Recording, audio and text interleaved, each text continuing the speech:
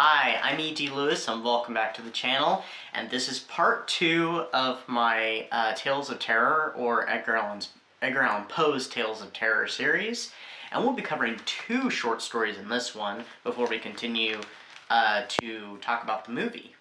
So, before we start, sorry that this is rather delayed. The series got pushed back just a little bit. It did still premiere in April, but I had to continue it this month. I wasn't sure when I was going to do part 2 anyway, but I got involved with Old School April and had a ball with that, so I'm glad that I did that. And also, quick little note, if you've seen this doll head in other videos from last month, this is Rowan, named from Rowan of the Mayfair Witches, the Witching Hour by Anne Rice. I've had her since October, but I hadn't put her up on the shelf till, last month, so it's just like, hey, this is Rowan. So there you go. So that's who the doll head is. So I have another little character besides Igor and Henry and Helga, which are up on top. You can't see.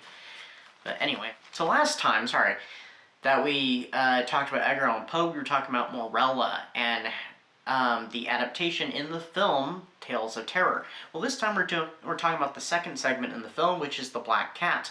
But the Black Cat is not just based off of the Black Cat. It's more or less based off of 2 short stories. One of them being The Black Cat, which we'll talk about first, and then I'll talk about the second story. So, The Black Cat, it tells the story of an animal lover who begins to go through a deterioration of his mental faculties, and he starts to take it out on his beloved cat, Pluto. And one of the horrible things that he does a series of horrible things to this cat, including removing one of the cat's eyes. And, yeah, it just gets absolutely horrible till something really unfortunate happens to the cat, and I'm just gonna leave it there. Then there's a fire that burns down his and his wife's home, and something very mysterious and foreboding is left behind that's connected to this cat.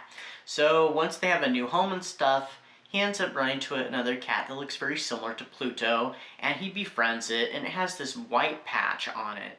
So this white patch on the cat's chest resembles a gallows, and if you don't know what a gallows is, it's more or less a noose, where a criminal is hanged back in the days when they did that. Well, he doesn't mend his ways, and he kind of goes back again, and back at it again, and this time his wife suffers from this, and he ends up doing something. And then the ending, to not give too much away, the ending almost takes kind of a Telltale Heart route a little bit, and that's all I'm going to say, so if you haven't read the story. So here, really quick. On this cover that I have of some of the Edgar Allan Poe stories I have, it actually has a black cat with a noose around it, which is, representing the story, and also represents not only what I just told you, but a little bit more. So, the story is really rough. I'd read it years ago, but I had actually forgotten about the abuse, and so, this one's a tough one to even like. It is creepy, it is cringy, and there's some comeuppance that happens. Borrowing a word from Pax Panic there. But yeah, it's a really rough story to read. So the other story that the Black Cat segment is based upon is the Cask of Amontillado. Now, it tells the story of a man, and then he's the one telling the story, Montresor. Actually, I do believe the main character in The Black Cat is also telling the story in that case, too. So, anyway. The main character, Montresor, plots revenge against his obnoxious friend, Fortunato. And he lures him into the catacombs with, he talks about that he's gotten a pipe of Amontillado, but he's a bit hesitant, kind of questionable about its authenticity. And of course, Fortunato is entranced, and he wants to find out about this wine.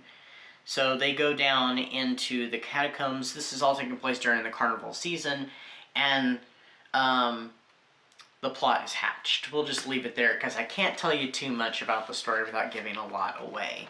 But it's definitely one of my favorite Edgar Allan Poe stories, and one of the first ones I ever read, actually.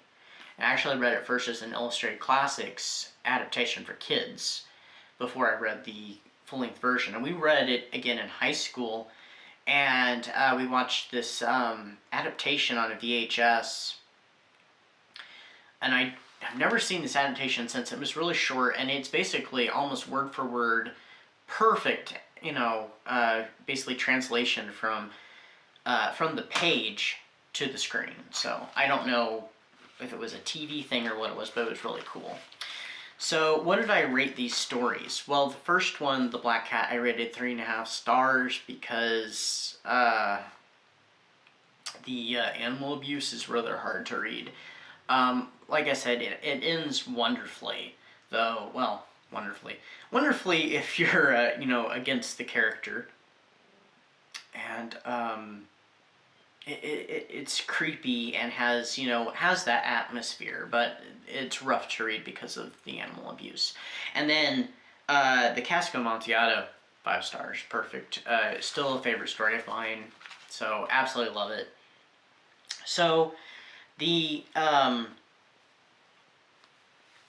segment in the film with Vincent Price and Peter Lorre in this segment, it does borrow elements from both. It's not a straightforward adaptation of The Black Cat because it tells the story of a man named Montresor who is a drunkard, played by Peter Lorre, and he's abusive to his wife. He's always spending all their money that they have, that he can find, that is, on drinking and stuff, and he stumbles upon this wine tasting that's being given by this very famous and popular kind of dandy by the name of Fortunato Lucrezi, and he is played by Vincent Price, of course.